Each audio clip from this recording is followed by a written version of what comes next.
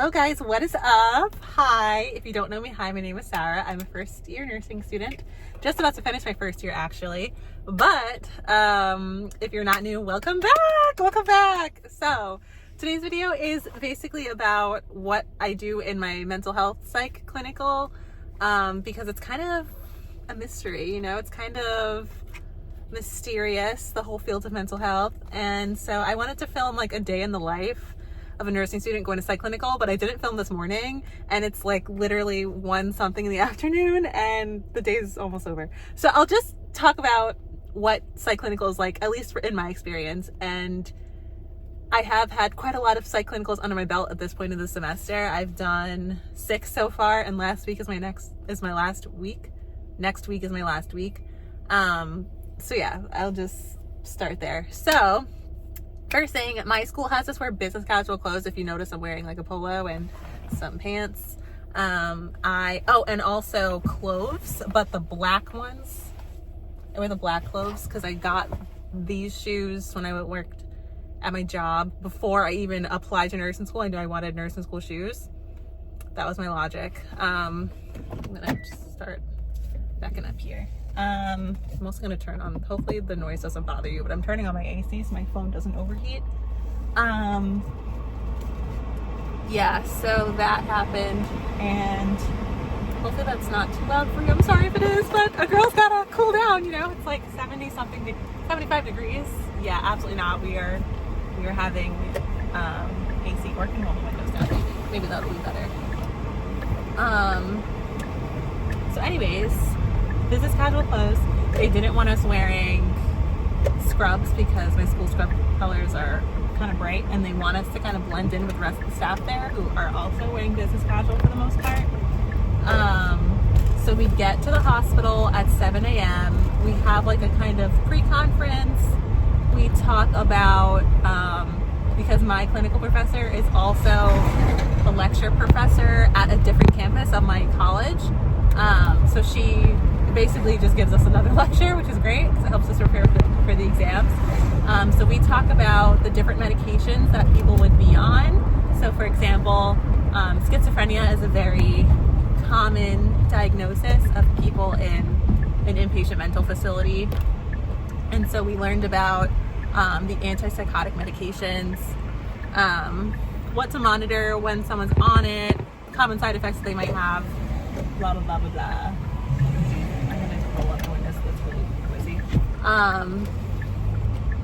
So yeah, so we would do that for like an hour.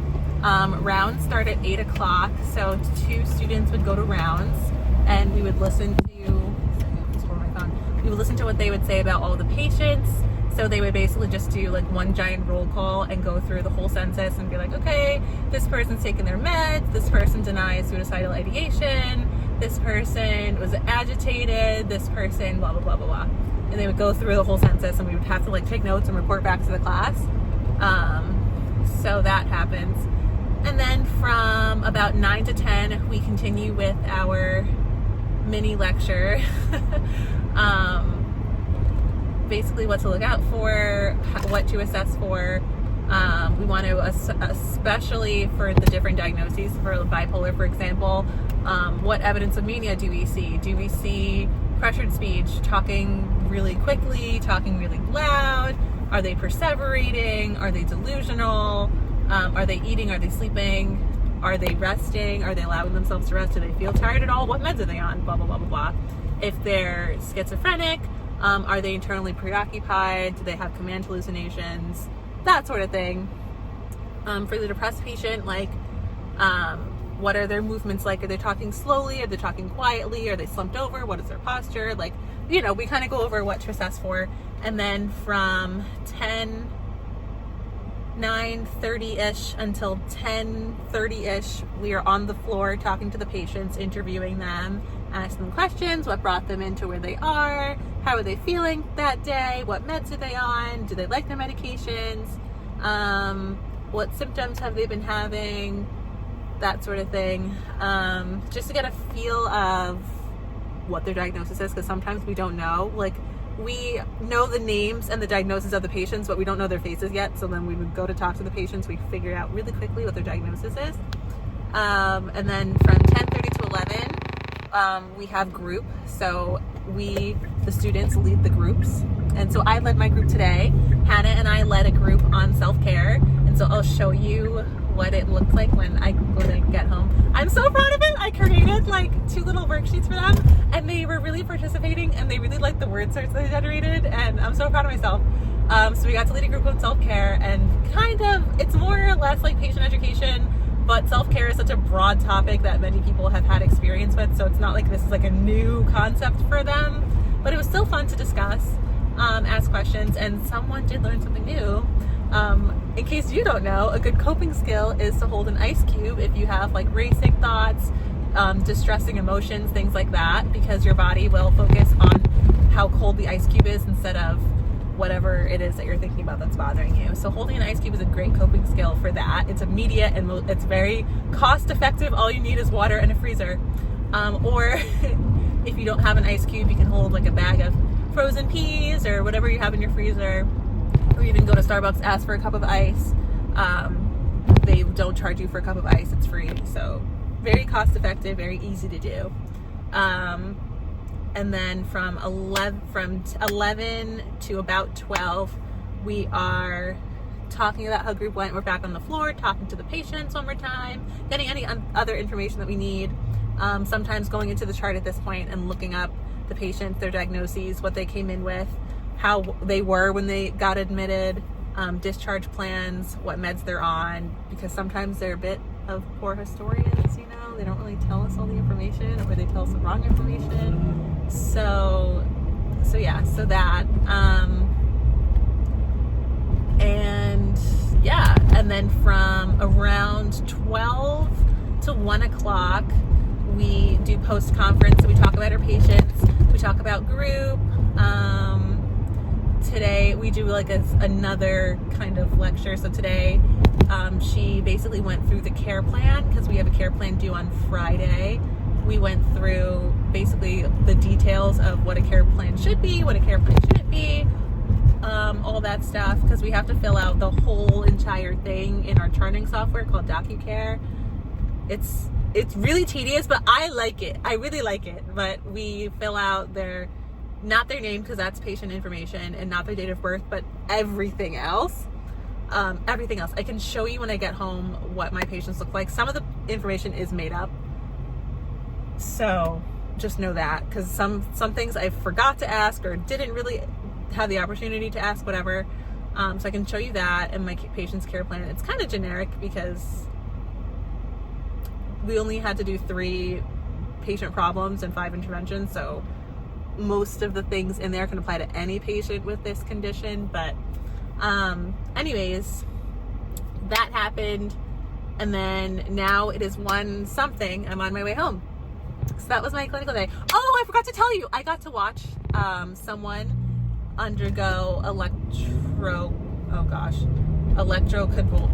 ECT. I will look it up when I get home. I know it's ECT and I know what it is. I think it's electroconvulsion therapy. If you think of shock therapy, that's basically what it is. I got to actually watch a patient undergo that. It was very intense. It is, I mean, not quite to the extent that the media portrays it, because the patient is sedated, so they don't realize it's happening to them, but their body does. Their body, you know, and they give them medication, so they're not like flailing their arms or whatever, but their whole body seizes, and it's crazy. That was crazy to watch. I wasn't expecting it to be like that, but I got to watch that happen, and so that was my clinical day. I actually did get to see a patient improve. So in my last video in my nursing school update, I kind of talked about how like sad it kind of can be to be on a mental health floor. But I actually like got to see one of my patients like improve, and it was really nice. It was really nice. I needed that.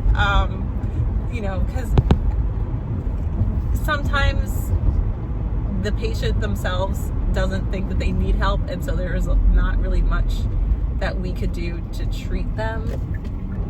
There's not much that we can do to treat them, but once they do take their medication and once they are compliant with treatment, it is wonderful to see them get better. I also will show you my group worksheet that I made. I'm so proud of it. And yeah, I'll do some schoolwork and I'll show you like what I've been up to with this class. So I say I'm home. I forgot to vlog. Duh. I'm watching the 4-day music video. Of course, what else would I be doing for like the billionth time? I got this sudden inspiration. Oh my god. Sorry, I had yogurt and it's like all over my lips. It's so gross. Sorry. I got the sudden inspiration to maybe bake a key lime pie or a strawberry pie because I looked in my cookbook that I have. And she has strawberry and key lime in it. And I have been craving key lime pie the absolute worst way for like weeks. So I figured I might as well make one because it's literally like 5 ingredients or so. It's condensed milk, limes, graham crackers, butter, eggs. So might be missing an ingredient, but it's really simple and I'm gonna make it. But anyways, I went to storage. I'm now home. I went to my storage unit and I'm now home, and I don't really know what I'm gonna do. I have a doctor's appointment over the phone, and that's like basically now. It's in like 5 minutes, so I'm just waiting for that. And then after, while I'm waiting for that though, I'm gonna show you the thing that I did.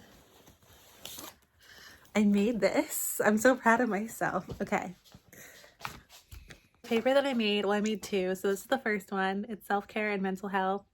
And it goes through hygiene, coping skills, sleep, self-talk, nutrition, assertive communication, intellect, mindfulness, and emotions. And then I made a worksheet for them. So this is a personal hygiene word search. And then this, so it goes through things that they're grateful for, something that inspires them, a positive affirmation for themselves, their favorite self-care activity, and what they look forward to in the near future. And I was really proud of myself. And like they were like working on the word search because I knew like sometimes groups can get a little boring and self-care is like a topic everyone kind of knows about. So I wasn't really offended that people were doing the word search while we were talking. So it means that they were looking at hygiene. So I was like, okay. So my care plan. So there isn't any patient information in this. It's just goals and interventions. So goals were to have 75% of all meals, sleep at least 6 hours, display improvement towards normal activity pattern, communicate clearly, and take meds as prescribed, because my patient was a little bit manic. So these are my goals for them. And then my interventions were monitor sleep, fluid intake, nutrition, implement frequent rest periods, assess the client and family's understanding of the illness, treatments, and expected outcomes, assess clients for SI and escalating behavior, and determine client's own perception of communication. I think I'm going to fix this a little bit because some of them,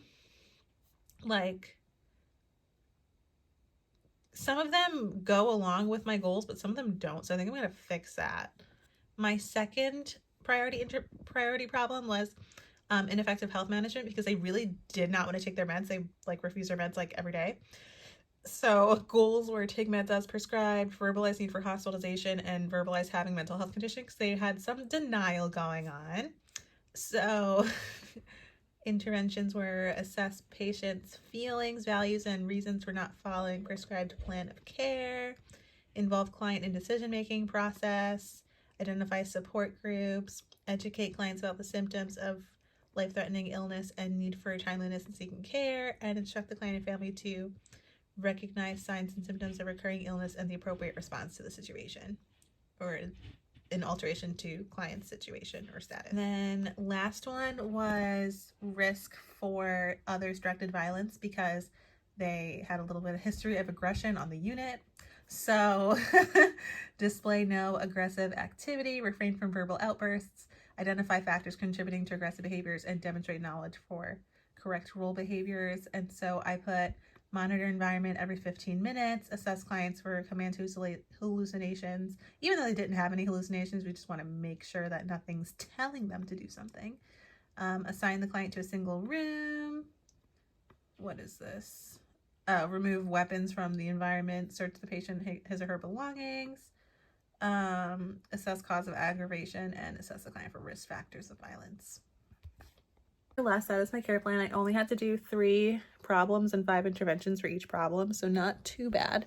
But I am going to fix that little part before I submit it. It's due on Friday, and today is Wednesday, May 1st. I think I forgot to say that before, but it's a little bit past when my doctor is supposed to call me, so I will call you after. Hello guys, it is I. I'm wearing a dress. I'm wearing a dress so you can't see it. I promise I'm not naked. Anyways, I never filmed an outro. I got totally sidetracked after my doctor called me. I also didn't submit my care plan on time because I was editing this video, and it's Saturday, May 4th. It was due yesterday, Friday, May 3rd, and I never submitted it once I totally just forgot all about my care plan. So I did that, and realizing I also didn't do another assignment. Oh, Lord have mercy. Anyways, this is the outro for this video because I never filmed one. So if you made it this far in the video, thank you so much for watching. I appreciate you very much. If you want to see my face again, consider subscribing, and I'll see you next time. Bye.